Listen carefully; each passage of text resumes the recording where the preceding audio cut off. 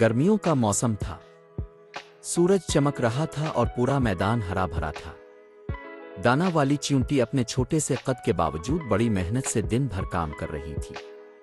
वो गंदुम और जौ के छोटे छोटे दाने ढूंढ ढूंढ कर अपने बिल में जमा करती जाती थी ताकि मुस्तकबिल के लिए ज़ख़ीरा कर सके। इसी मैदान में एक आलसी टिड्डा भी रहता था। वो सारा दिन सब्ज घास पर उछलता कूदता गाने गाता और उड़ता फिरता रहता। इसे काम काज से कोई सरोकार ना था। एक दिन इसने चींटी को पसीना बहाते देखा तो हंसते हुए कहा, अरे छोटी सी चींटी, तुम सारा दिन क्यों खुद को थकती हो? आओ धूप में बैठकर मेरे साथ गीत सुनो। मौसम तो है ही इतना खूबसूरत। चींटी ने अपना काम जारी रखते हुए मुस्कुराते हुए जवाब दिया, नहीं टिड्डे भाई, मुझे काम करना है। गर्मियां खत्म हो जाएंगी तो सर्दी आएगी, तब तो कुछ भी नहीं मिलेगा। फिर हम क्या खाएंगे?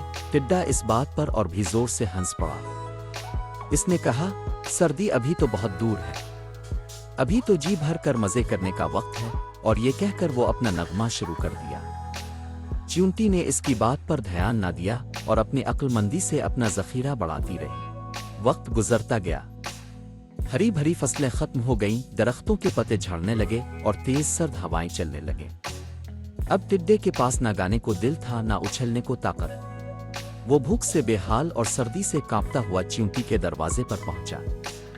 इसकी आवाज लरज रही थी, अरे अक्लमंद चींटी, मुझ पर रहम करो, मुझे खाने को कुछ दो वरना मैं सर्दी से मर जाऊंगा।